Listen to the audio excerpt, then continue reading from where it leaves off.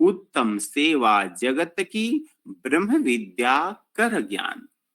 आपने किसी को सेवा किया, वह उत्तम सेवा है, लेकिन आपने क्या सेवा किया? उसको थोड़ा दर्द हो रहा था, आपने दवा दे दिया। थोड़ा वस्त्र नहीं था, वस्त्र दे दिया। थोड़ा भूख से परेशान था, आपने भोजन करा दिया। या किसी न किसी प्रकार से आपने सेवा किया। उत्तम है, अच्छा है, लेकिन उत्तम सेवा जगत की ब्रह्म विद्या कर ज्ञान। सबसे उत्तम सेवा क्या है कि आपने उनको ब्रह्म ज्ञान से जोड़ दिया। ब्रह्म विद्या से आपने उनको जोड़ दिया। ये सबसे उत्तम क्यों है? क्योंकि आपने उनको ब्रह्म ज्ञान से जोड़ा और 84 के चक्कर से नाता तोड़ा।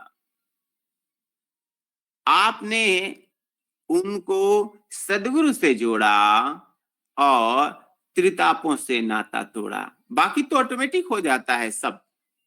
आपका तो काम है केवल जोड़ना, आपका तो काम है केवल प्रचार करना, आपका तो काम है गुरु के सेवा कार्य को करना। तो हमें क्या करना चाहिए? प्रचार में, ब्रह्म विद्या के ज्ञान के प्रचार में हमें आगे बढ़ना चाहिए। फिर सारा कार्य सदगुरु कर देते हैं, सब योगक्षेम सदगुरु करते हैं। हम लोग क्या करते हैं? हम अपने कार्यों के पीछे भागने का प्रयास करते हैं। मेरा ये काम हो जाए, मेरा वो काम हो जाए, मेरा ऐसा हो जाए।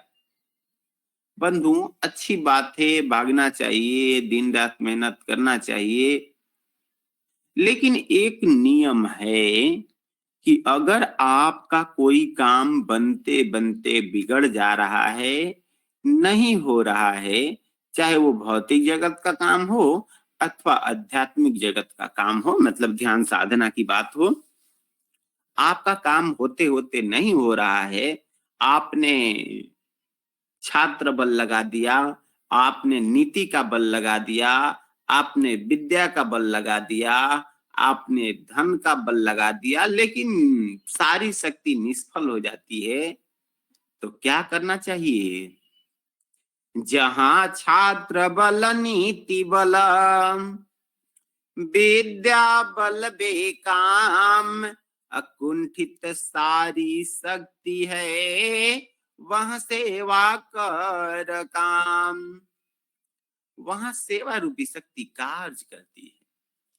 प्रचार प्रसार के दौरान अक्सर लोग मिलते हैं और कहते हैं कि मैंने गुरु के कार्य में आगे बढ़ा और मेरा कार्य हो गया। हो भी क्यों ना, क्योंकि स्वामी जी कहते हैं कि चिंता चिंता क्या बने, चिंता जन नहीं कोय, अजन चिंता सदगुरु करें, आप प्रचारक सोय। तो जब हम गुरु के कार्य में लगते हैं तो समझिए सदगुरु हमारे कार्यों को करने लगते हैं। ईश्वर को, योगी को और सदगुरु को प्रसन्न करना है तो सेवा उत्तम है। कहा गया कि किसी भांति जो बस नहीं, वह सेवा वश होय, ईश्वर योगी परम गुरु भक्त वसी पर सोय। बहुत ही उत्तम उपाय है सेवा। सेवा के जैसा सहज और सरल उपाय कोई है ही नहीं। तो कैसे हम क्या करें? सेवा है क्या? गुरु आज्ञा पालन करे, आज्ञा सेवा जान, मन वच काया कर्मणा, सदगुरु भक्त अमान। जो भी गुरु का आदेश है उससे मन से, वचन से, कर्म से पालन करना है। तो आदेश क्या है? आदेश क्या है? एक तो जनरल आदेश है, क्या? कि ब्रह्म विद्या प्रचार का, सदगुरु का जग काम, करे करावे ताहि को, सोई सेवा शिष्य नाम। ब्रह्म विद्या का प्रचार करना भी है, कराना भी है। ये स्वरवेद में स्पष्ट स्वामी जी ने लिख दिया है। हम प्रचार करते हैं, क्या हम और लोगों को भी प्रचार करने के लिए प्रेरित करते हैं क्या?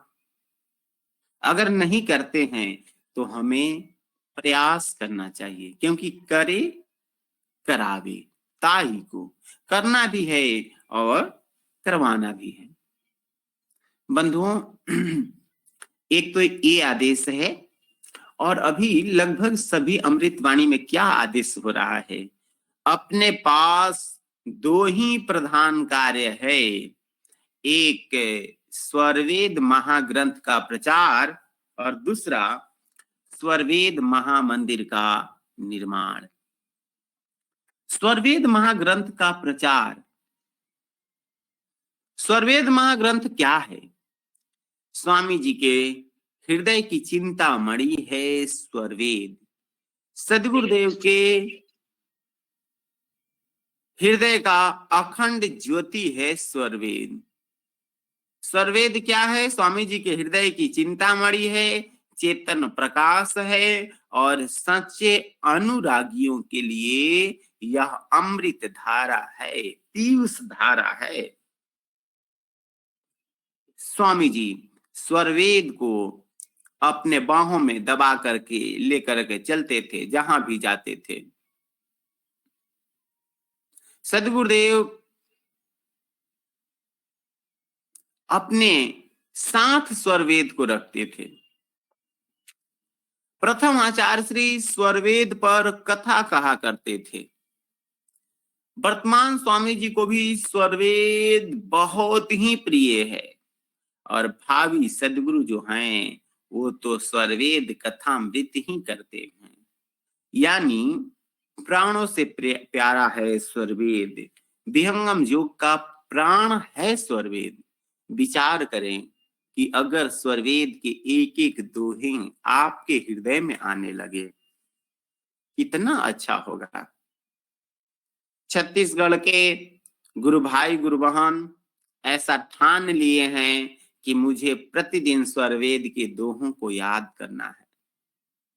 जिनके हृदय में ऐसे अमृत रूपी दोहे याद हो रहे हैं, मैं उन सबको हाथ जोड़ करके प्रणाम कर रहा हूं, वंदन कर रहा हूं। धन्य हैं वो लोग जो सदगुरुदेव के हृदय की चिंता मणि को अपने हृदय में धारण करने का प्रयास कर रहे हैं।